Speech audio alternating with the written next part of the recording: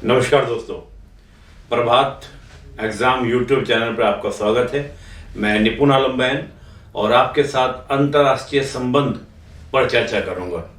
आज इस लेक्चर में हम जानेंगे अंतर्राष्ट्रीय संबंध क्या है, इसको पढ़ने से क्या बेनिफिट होते हैं सिविल सर्विस एग्जामिनेशन के अंदर, अंतर्राष्ट्रीय संबंध पढ़ने का सही तरीका क्या है क्या नहीं है, उन तमाम बातों को हम जानने का प्रयास करेंगे।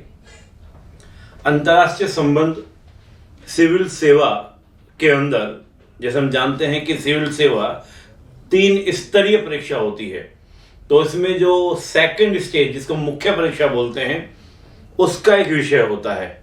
चाहे हम यूपीएससी की बात करें या यूपीएससी के अलावा अदर स्टेट्स की बात करें, लगभग सभी स्टेट में मुख्य परीक्षा में ही आपका अंतर्राष्ट्रीय संबंध इंटरनेशनल रिलेशन टॉपिक आता है। अंतर्राष्ट्रीय संबंध में पढ़ा क्या किया जाता है, मोटा मोटा 3-4 चीजें अंतर्राष्ट्रीय संबंधों में पढ़नी होती हैं। पहला, भारत की विदेश नीति, चाहे वो हम आईएएस के सिलेबस की बात करें और चाहे हम बात करें स्टेट के जो अदर एग्जाम्स होते हैं, पीसीएस के जो एग्जाम होते हैं स्टेट्स के, उनके हम बात करें, लगभग सभी एग्जाम का अगर हम सिलेबस देखेंगे तो आपको काफी सिमिलरिटी दिखाई देगी, काफी समानता दिखाई देगी। भारत की विदेश नीति एक टॉपिक, तो ये हम लोग पढ़ते हैं। दूसरा टॉपिक होता है भारत के पड़ोसी देशों के साथ संबंध। एक तो हुआ कि आपकी विदेश नीति क्या है देश की, दूसरा पड़ोसियों के साथ हमारे कैसे संबंध हैं, यानी कि पड़ोसियों के साथ संबंध। स्कूल में बच्चे को ना भेजकर, सिद्धार्थ को विद्यालय में ना भेजकर, बोले कि क्या किया, घर पे बुलाकर टीचर पढ़वाना शुरू कर दिया।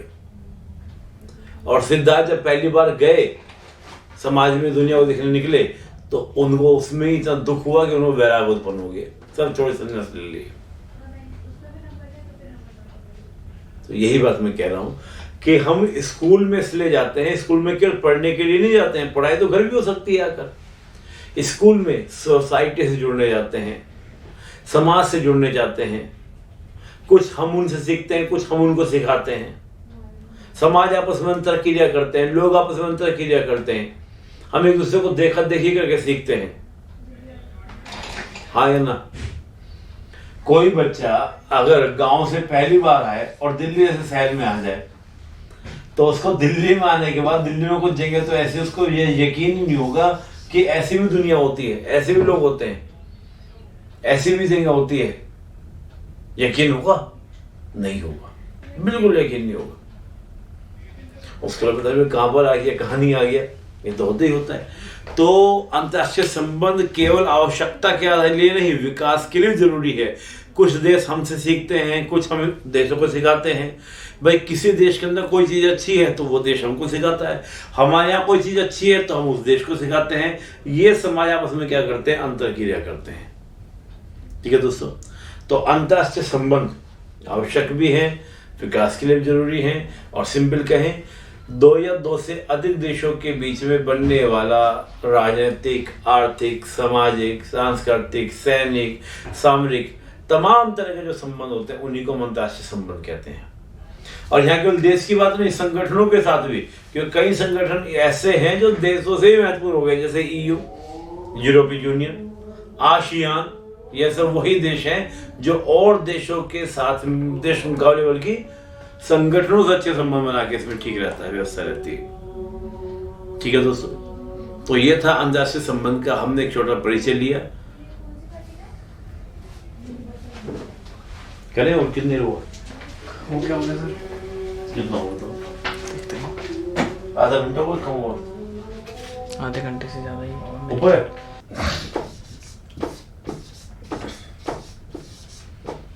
इसके अलावा अगला टॉपिक आपका होगा, तो अगला टॉपिक पड़ोसियों के संबंध के साथ जो वैश्विक शक्तियां हैं, वैश्विक शक्तियों के साथ संबंध,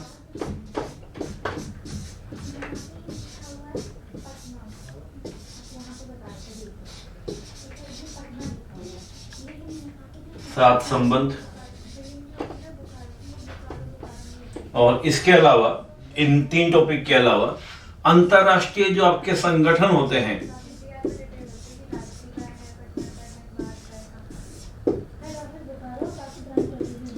अंतरराष्ट्रीय संगठनों के साथ संबंध, और कुछ छोटे मोटे टॉपिक हैं, जैसे हम बात करें पर्यावरण की बात करें,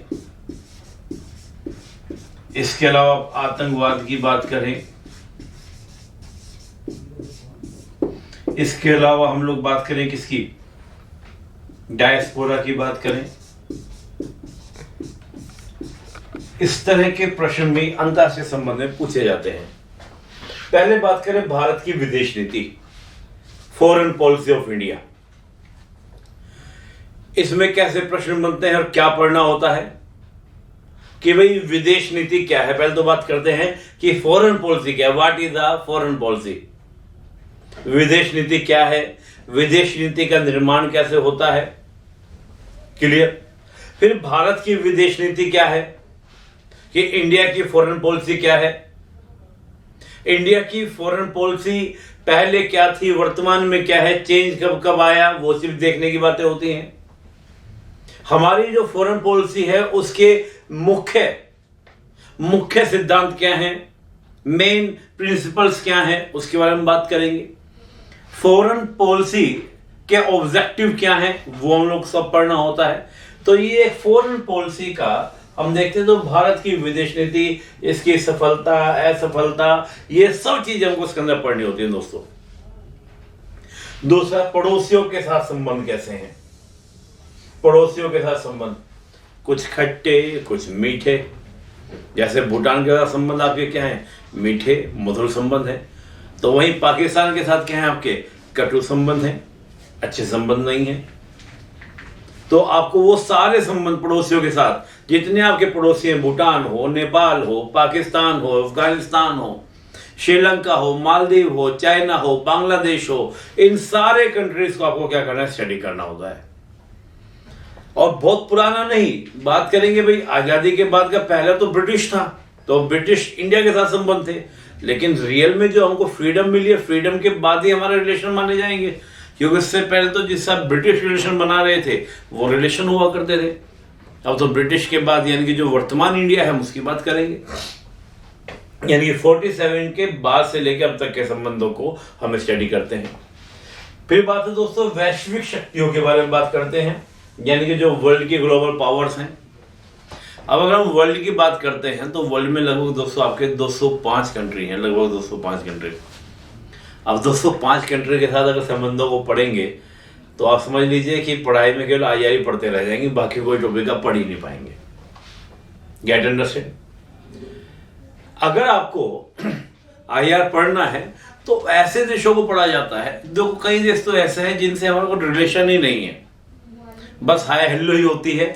कभी उनके यहाँ कोई उनका इंडिपेंडेंट डे हुआ या कोई और इम्पोर्टेंट डे हुआ, उस दिन हम उनको विश कर देते हैं, वो हमको विश कर देते हैं, इतने ही संबंध केवल है, और कोई संबंध ही नहीं है। कुछ देशों के साथ हमारे और अच्छे संबंध बने हुए हैं, बेटर संबंध बने हुए हैं। लेकिन ऐसे देशों को हम पढ़ते हैं, स्टडी करेंगे वैश्विक शक्तियों में, कि जिनके साथ संबंध बनने से हम पर या उन पर या विश्व पर प्रभाव पड़ता है। जैसे अमेरिका के साथ संबंध, भाई अमेरिका एक वैश्विक शक्ति है, और वैश्विक शक्ति के साथ अगर हमारे संबंध बनते हैं तो यह अंतरराष्ट्रीय जगत पर एक अच्छा प्रभाव डालता है कि भारत के संबंध अमेरिका से अच्छे हैं तो हम अमेरिका को पढ़ेंगे, ऐसे रूस को पढ़ेंगे, ऐसे वेस्ट एशिया मिडिल एशिया को पढ़ेंगे। हाँ, अब जैसे अफ्रीका है, 54 कंट्री है अफ्रीका के, सबको नहीं पढ़ना है साहब। आप क्या कीजिए, अफ्रीका जो पूरा है 54 कंट्री है, तो 54 कंट्री को एक साथ पढ़ लीजिए कि भारत के अफ्रीका के साथ क्या संबंध है। हाँ, इसके अलावा से लेटिन अमेरिका है, लेटिन अमेरिका के ऐसे आप पढ़िए, लेकिन अमेरिका है जो नॉर्थ अमेरिका में, अमेरिका का क्या संबंध है। थोड़ा कनाडा से भी आप पढ़ सकते हैं कि कनाडा के साथ हमारे संबंध कैसे हैं, लेकिन अमेरिका इंपोर्टेंट है। ऐसे ही यूरोप में, अब यूरोप में बहुत सारे देश हैं, लेकिन 3-4 कंट्री को छोड़ के यूरोप में सब कंट्री को आपको पढ़ना नहीं है, बल्कि यूरोप का जो संगठन है EU को आपको पढ़ना है। क्लियर। अब यूरोप की बात करें तो ब्रिटेन को आप देख लीजिए, फ्रांस को आप देख लीजिए, जर्मनी को आप देख लीजिए, या 2-4 जो कुछ इंपोर्टेंस रखते हैं, जैसे बेल्जियम कई बार इंपोर्टेंट हो जाता है, कुछ कील समझौता हुआ हो, तो उस तरह कंट्रीज को आप देख लीजिए। बाकी एशिया के जो महत्वपूर्ण कंट्रीज हैं उनको आप देख लीजिए। तो ग्लोबल पावर को, जैसे आपका वेस्ट एशिया है, वेस्ट एशिया में आपका ईरान को हमने पढ़ लिया है ना, इसका मिडिल एशिया में आपका आपने सऊदी को देख लिया, यूएई को देख लिया, इस तरह के कंट्रीज को देख लिया। अब कतर, इन सबको, बहरीन वगैरह को देखना है कि उन साथ भाई जो पॉलिसी मोस्टली देखो क्या होता है ना कि हम लोग जो अपने पड़ोसियों के साथ रिलेशन बहुत ज्यादा होते हैं, क्योंकि उसमें कुछ खटास होती हैं, कुछ मिठास होती हैं, कुछ अच्छे संबंध, कुछ बुरे संबंध, बहुत सारे हिस्टोरिकल बैकग्राउंड्स होती है। लेकिन जो वैश्विक शक्तियां उनके साथ बहुत ज्यादा वैसे संबंध नहीं बन पाते जैसे पड़ोसियों के साथ होते हैं, टकराव की गुंजाइश कम होती है। अब चीन से हमारा टकराव क्या है? केवल आपका बॉर्डर को लेकर टकराव है, बाउंड्रीज को लेकर टकराव है चीन के साथ। बाकी और क्षेत्रों में तो क्या है, चीन के साथ हमारे बेटर रिलेशंस हैं, लेकिन टकराव कहां पर है? केवल और केवल बाउंड्रीज को लेकर है, बॉर्डर्स को लेकर टकराव है हमारे चीन के साथ में। Gate my point? ओके दोस्तों, तो वैश्विक शक्ति। इसके बाद हम देखें अंतर्राष्ट्रीय संगठन, इंटरनेशनल जो ऑर्गेनाइजेशंस हैं, इंटरनेशनल ऑर्गेनाइजेशन, जैसे आप यूएनओ की बात करें, आप ईयू की बात करें, आप सार्क की बात करें, आप आसियान की बात करें, आप एपेक की बात करें, आप गल्फ कॉर्पोरेशंस की बात करें, तो जितने संगठन हैं उन संगठनों के साथ हमारे किस प्रकार के संबंध हैं उनको हम जानेंगे, उनको हम स्टडी करेंगे। फिर दोस्तों पर्यावरण, टेररिज्म, डायस्पोरा, ये टॉपिक भी चर्चा में रहते हैं तो पूछे भी जाते हैं। जैसे हम बात करें इन्वायरमेंट की, पर्यावरण की, पर्यावरण एक हॉट एंड बर्निंग इशू है और in all the world. Global warming तो है ही, जब भी कभी ग्लोबल वार्मिंग की बात आती है, ओजोन लेयर की बात आती है, तो अमेरिका जैसे देश जो आपके डेवलप नेशन है वो अपना पल्ला झाड़कर हम जैसे देशों के ऊपर क्या करते हैं, सारा का सारा ठीकरा फोड़ देते हैं कि ग्लोबल वार्मिंग तो ओजोन प्रदूषण चेंज जो हो रहा है वो भारत, चीन जैसे देशों की वजह से हो रहा है, उनको सिर्फ हमें ही दिखते हैं। ये तो पुराने इशू हो गए दोस्तों, ये तो है ही, इनका तो हमने उत्तर निकाल लिया, सॉल्यूशन निकाल लिया, कोशिश कर रहे हैं कैसे उनको जवाब देना है, कैसे करना है, क्या नहीं करना है। लेकिन अभी 3-4 दिन पहले की बात है दोस्तों, चीन ने एक नई टेक्नोलॉजी बनाई है। वो टेक्नोलॉजी क्या है कि वो जहां चाहे बारिश करवा देता है, हालांकि पहले से था लेकिन वो बहुत बड़े क्षेत्र पे कर सकता है।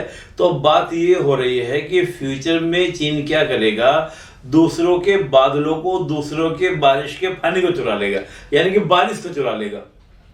जैसे मान लीजिए हमारे नॉर्थ ईस्ट में बारिश होनी थी, चीन को बदल गया कि हमारे यहाँ सूखा है, तो वो कुछ इस प्रकार की टेक्नोलॉजी यूज करेगा स्काई के अंदर, आसमान के अंदर, कि वहां के बादल क्या हो, चीन के ऊपर आगे पानी बरसा दें।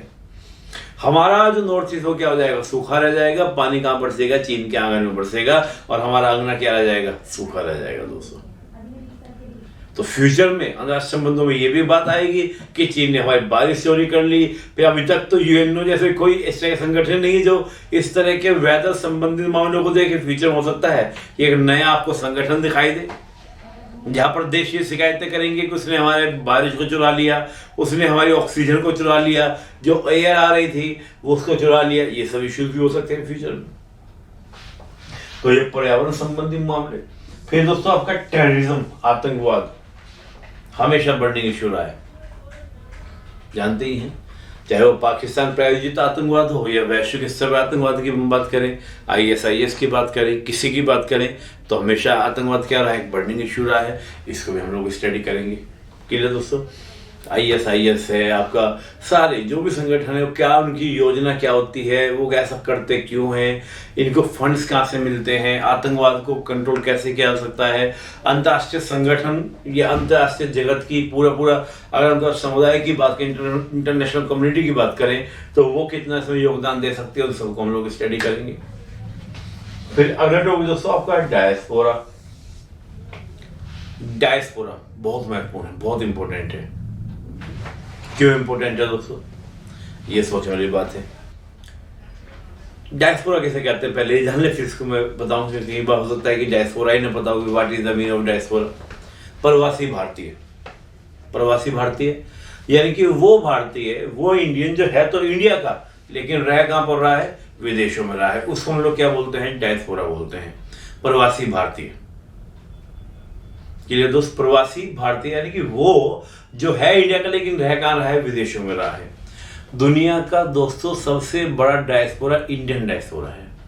इंडियन डायस्पोरा, आपको बड़ा आश्चर्य होगा, लगभग 25 मिलियन का आपका इंडियन डायस्पोरा है वर्ल्ड के सभी डायस्पोरा में। यानी कि वे भारतीय जो हैं तो इंडियन, लेकिन काम करने की वजह से, कई वजह से कहां रह रहे हैं, विदेशों में रह रहे हैं। सबसे बड़ा डायस्पोरा। और दोस्तों केवल बड़ा ही नहीं है, सबसे स्ट्रॉन्ग पोजीशन में डायस्पोरा है। और ये इंडिया के साथ संबंधों को ही नहीं, बल्कि अब तो विदेशों की राजनीति को भी क्या करता है, प्रभावित करता है। और देखिए कितना ताकतवर इंडियन डायस्पोरा, इसको मुझे बताने की जरूरत नहीं है। अभी रिसेंटली अमेरिका के राष्ट्रपति के चुनाव हुए हैं और साथ ही उपराष्ट्रपति के चुनाव हुए हैं। और उपराष्ट्रपति के चुनाव में कौन जीती हैं, मुझे बताने की जरूरत नहीं है। कनाडा को आप देख सकते हैं, कनाडा के कई मिनिस्टर आपके इंडियंस हैं। इंडियंस की पॉलिसी के बगैर वहां पर कनाडा की कोई पॉलिसी बनती नहीं है दोस्तों। आप गल्फ कंट्रीज को देखेंगे, मिडिल ईस्ट कंट्रीज को देखेंगे, उन सभी कंट्री की भी स्थिति यही है कि इंडिया के बगैर वहां पर पॉलिसीज नहीं बनती है, इंडियंस के बगैर। तो इतना मजबूत डायस्पोरा, कितना मजबूत डायस्पोरा होगा, आप इसकी कल्पना नहीं कर सकते। ठीक है दोस्तों, तो इस सब को हम लोग क्या करते हैं, अंतर्राष्ट्रीय संबंध में पढ़ते हैं। अब बात करते हैं कि अंतर्राष्ट्रीय संबंध में हमको पढ़ने का तरीका क्या है, पढ़ा कैसे जाता है, पहली बात तो ये।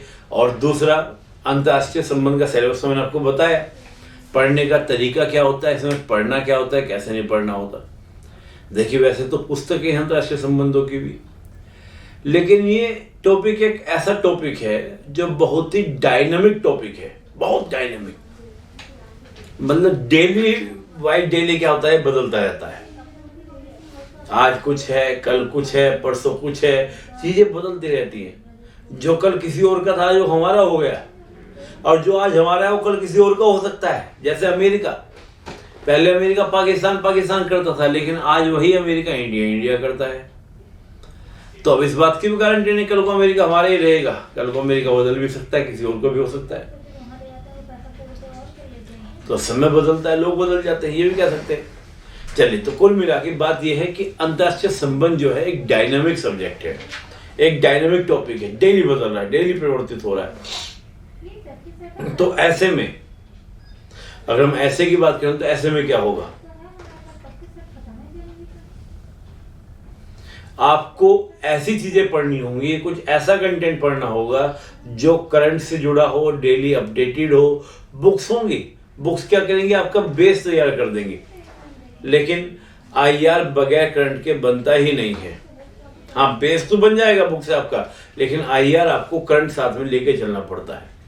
अब करंट के लिए आपका मंथली मैगजीन ले सकते हैं, मंथली मैगजीन के अलावा आपका जो डेली न्यूज़ आते हैं उन डेली न्यूज़ को आप ले सकते हैं। तो आप किसी के साथ, किसी को भी साथ लेकर आप क्या कर सकते हैं, अपना कंटेंट तैयार कर सकते हैं। लेकिन आईआर के लिए आपको करंट से जुड़े रहना पड़ेगा, आपको डेली न्यूज़ सुननी पड़ेगी, डेली आपको मैगजीन या न्यूज़पेपर की सहायता लेनी होगी, तभी आप आईआर में क्या कर सकते हैं, कमाल कर सकते हैं। नहीं तो आईआर में आप कमाल नहीं कर पाएंगे दोस्तों।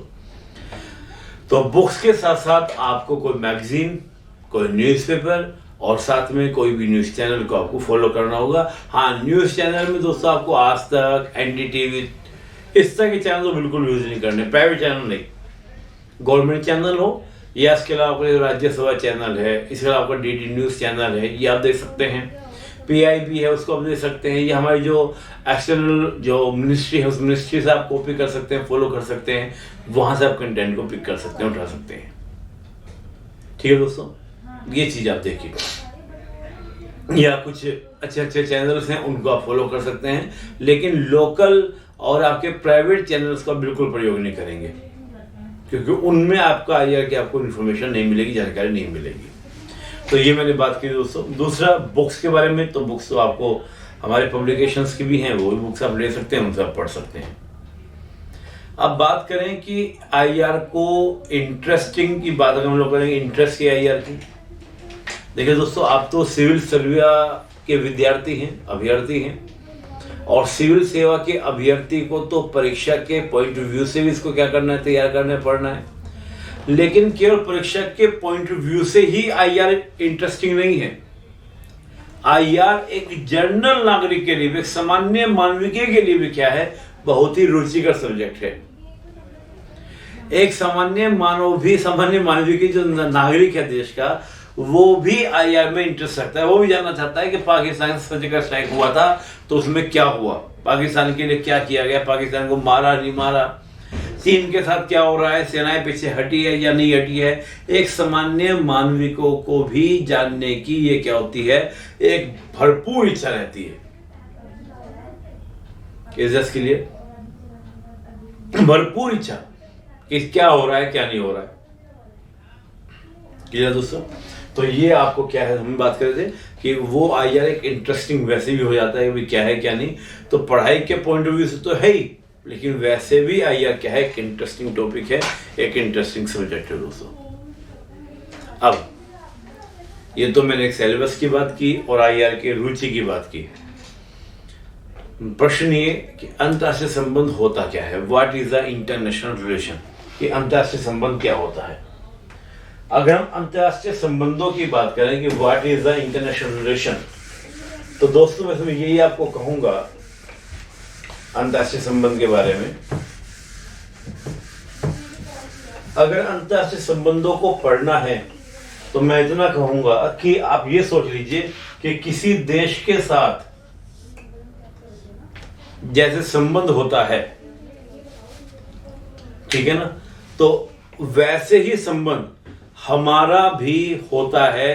किसके साथ? अपने फ्रेंड्स के साथ, समाज के साथ, लोगों के साथ। तो अंतरराष्ट्रीय संबंध को पढ़ने का सबसे बढ़िया तरीका होता है क्या है दोस्तों?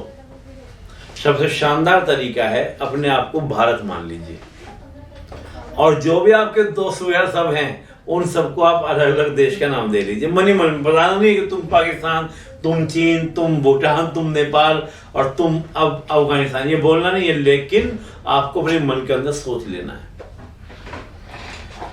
जैसे आप संबंधों का निर्माण करते हैं अपने मित्रों के साथ, समाज में सब लोगों के साथ में, किसी के साथ अच्छे संबंध, किसी के साथ बुरे संबंध, एक दूसरे की हेल्प के लिए, एक दूसरे के रिक्वायरमेंट के लिए, सेम उसी तरह अंतर्राष्ट्रीय संबंध भी होते हैं। अंतर्राष्ट्रीय संबंध क्या है? अगर मैं इसकी परिभाषा को देने का प्रयास करूं, मैं ये कह सकता हूं कि देश का विश्व के अन्य देशों के साथ संबंध बनाना। संबंध कैसा? वो आर्थिक भी हो सकता है, सामाजिक भी हो सकता है, राजनीतिक भी हो सकता है, सांस्कृतिक भी हो सकता है, सामरिक भी हो सकता है, सैनिक भी हो सकता है, कोई भी संबंध हो सकता है जिसके साथ, दुनिया के और देशों के साथ। ठीक है दोस्तों, जिस प्रकार आप अपने व्यक्तिगत जीवन में समाज के अन्य लोगों के साथ क्या करते हैं, संबंधों का निर्माण करते हैं, संबंधों को बनाते हैं, तो उसी प्रकार देश भी विश्व के साथ क्या करता है, अंतरक्रिया करता है, उनसे संबंध बनाता है, उनसे रिलेशंस को डेवलप करता है, चाहे वो आर्थिक हो, सामाजिक हो, राजनीतिक हो, सांस्कृतिक, कोई भी संबंध हो। क्लियर? प्रश्न ये है कि इन संबंधों की आवश्यकता क्या है। देखिए दोस्तों, जैसे मैं हमेशा बोलता हूं, मैंने कहा ना कि आप अपने आप को रख लीजिए अंदर संबंध में, अपने आप को बाहर समझ लीजिए। क्या भैया आप अकेले रह सकते हैं जीवन में? पहले तो बात है कि एक दूसरे की आवश्यकताएं होती हैं, एक दूसरे की क्या होती है, रिक्वायरमेंट होती है। कोई भी व्यक्ति अपने आप में पूर्ण नहीं होता। ऐसे ही जैसे कोई भी व्यक्ति अपने आप में पूर्ण नहीं होता, तो उसी प्रकार देश भी अपने आप में पूर्ण नहीं होता। हर कुछ एक देश के पास में उत्पन्न नहीं होता, पैदा नहीं होगा, होता भी है तो वो जो क्वालिटी है, वो क्वालिटी डेवलप नहीं हो पाती है। जैसे मैं एक एग्जाम्पल आपको दे रहा हूं, जो चीज सूक्ष्म वातावरण में उत्पन्न होती है वो भारत में उत्पन्न होगी क्या? उतनी बेटर नहीं हो पाएगी। किसी की बात में, किसी चीज की बात करूं, अब मान लीजिए आप गाड़ी चलाते हैं, हिंदुस्तान के अंदर गाड़ी चला रहे हैं, लेकिन तेल कहां से आप ला रहे हैं? कहां से? मिडिल ईस्ट से ला रहे हैं, वेस्ट एशिया से ला रहे हैं।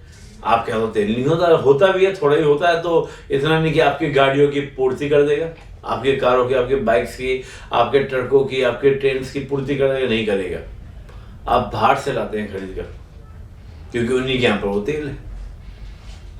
तो जैसे आपके जीवन में आवश्यकताएं होती हैं किसी अन्य की, तो ऐसे ही देश के लिए भी आवश्यकताएं हैं। तो देश क्या करेगा? उसके संबंधों का निर्माण करेगा। और मैं केवल आवश्यकता के लिए नहीं कहता, मैं केवल ये नहीं कहता कि आप संबंधों का निर्माण केवल आवश्यकता के लिए कीजिए। आवश्यकता के लिए ही नहीं, विकास के लिए भी, डेवलपमेंट के लिए भी आपको क्या करना पड़ता है? अंतर्राष्ट्रीय संबंधों का निर्माण करना पड़ता है, इंटरनेशनल रिलेशन का निर्माण करना पड़ता है। किसके लिए? विकास के लिए भी। विकास के लिए कैसे? दोस्तों, हम जो है ना खुद कुछ नहीं सीखते ज्यादा। जब हम समाज में मिलते हैं, लोगों से मिलते जुलते हैं, समाज कुछ हमें सिखाता है, कुछ हम समाज को सिखाते हैं, तो ये एक क्रिया होती है। हम एक अकेले कमरे में छोड़ दिया जाए पूरी जिंदगी, तो क्या हम कुछ सीख पाएंगे? नहीं सीख पाएंगे। हम समाज को देखेंगे, दुनिया को देखेंगे, पब्लिक को देखेंगे, तो उनको देखने से हमारे मन में क्या होता है? विचार डेवलप होते हैं, बातें आती हैं, हम लोग उसके अकॉर्डिंग क्या करते हैं? उठा लेते हैं, चीजें बढ़ती है, विकास होता है, व्यक्तित्व का निखार होता है। जैसे मैं एक छोटा सा आपको एग्जाम्पल देता हूं। बच्चों को स्कूल में क्यों भेजा जाता है? मान लीजिए एक बहुत अमीर बाप का बेटा है, बेटी है, उनके में तो इतनी क्षमता है कि वो जिस टीचर को चाहे बुलाकर घर में पढ़वा दें, टीचर कहेंगे वो सब एक घंटा आके डेली पढ़ाएंगे, सब टीचर जाके घर पढ़ाएंगे, अच्छी सैलरी मिलेगी। ये स्कूल सैलरी ना मिले उनको, वो बंदा अकेला दे देगा, वही बड़े घर का बेटा है, बड़े घर की बेटी है। लेकिन फिर भी माँ बाप क्या करते हैं? बच्चे को स्कूल में भेज रहे हैं। क्यों? मुझे कहानी याद है इस बात पे, आपको कहानी सुनाऊंगा तो आप समझिएगा कि संबंध क्यों जरूरी है। आपने एक नाम सुना होगा महात्मा बुद्ध का, जिनका बचपन का नाम था सिद्धार्थ। किसी ने उनके पिताजी को बोल दिया कि ये राजा बनेंगे या फिर बहुत बड़े संत बनेंगे, बोल दिया। उनके मन में डर आ गया, तो उन्होंने क्या किया? स्कूल में बच्चे को ना भेजकर, सिद्धार्थ को विद्यालय में ना भेजकर, बल्कि क्या किया? घर पे बुलाकर टीचर पढ़वाना शुरू कर दिया। और सिद्धार्थ जब पहली बार गए समाज में, दुनिया को देखने निकले, तो उनको उसमें इतना दुख हुआ कि उन्होंने वैराग उत्पन्न हो गए, सब छोड़ संन्यास ले लिए। तो यही बात मैं कह रहा हूं कि हम स्कूल में इसलिए जाते हैं, स्कूल में केवल पढ़ने के लिए नहीं जाते हैं, पढ़ाई तो घर भी हो सकती है आकर। स्कूल में सोसाइटी से जुड़ने जाते हैं, समाज से जुड़ने जाते हैं, कुछ हम उनसे सीखते हैं, कुछ हम उनको सिखाते हैं। समाज आपस में अंतर क्रिया करते हैं, लोग आपस में अंतर क्रिया करते हैं, हम एक दूसरे को देखा देखी करके सीखते हैं। हाँ या ना?